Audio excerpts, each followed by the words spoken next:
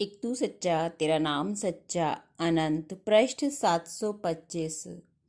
सतपुरुष बाबा फुलसंदे वाले कहते हैं, हे परमेश्वर, मैंने बड़ा अत्याचार किया अपनी आत्मा पर, जो इस जगत के अंधकार में मैं तेरे प्रकाश के बिना धक्के खाता रहा। हे करुणा के सिंधु, मेरी उदास आँखों में और अधिक अश्रु मत दे। हे प्रभु, मुझे क्षमा कर। हे परमेश्वर, मुझे शांति का दान दे।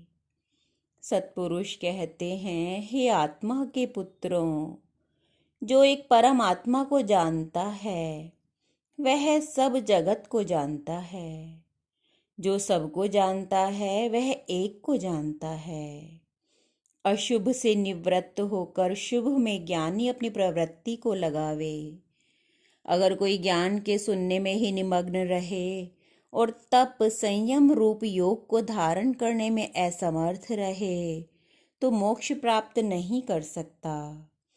चरित्र संपन्न व्यक्ति का अल्पतम ज्ञान भी बहुत है तथा चरित्रहीन का बहुत श्रुत ज्ञान भी निष्फल होता है। चरित्र शून्य पुरुष का विपुल शास्त्राध्ययन भी व्यर्थ ही है, जैसे कि अंधे के आगे लाखों करोड़ों दीपक जलाना व्यर्थ है। जो मुनि राग के वशीभूत होकर पर द्रव्यों में शुभाशुभ भाव रखता है वह चरित्र से भ्रष्ट पर चरिताचारी होता है। ज्ञान से रहित तपसी सिद्धि को नहीं पाता।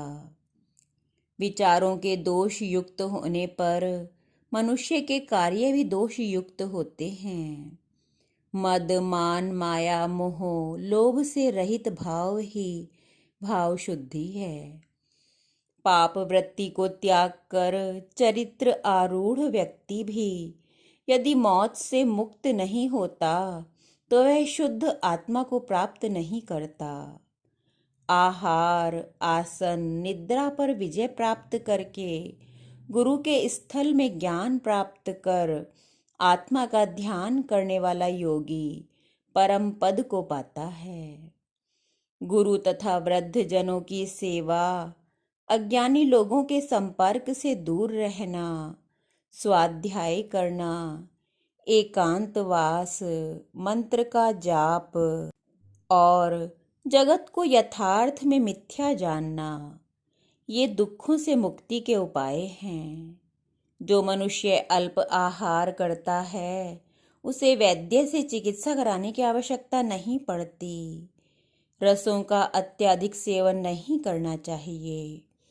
इससे उन्माद और काम वैसे ही सताता है जैसे स्वादिष्ट फल वाले वृक्ष को पक्षी।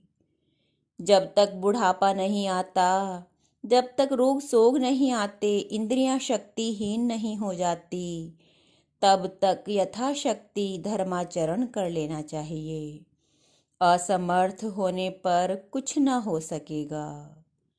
स्वयं अपने लिए या दूसरों के लिए भय या क्रोध के वश होकर कुटिल या असत्य वचन न तो स्वयं बोलना चाहिए न दूसरों से बुलवाना चाहिए।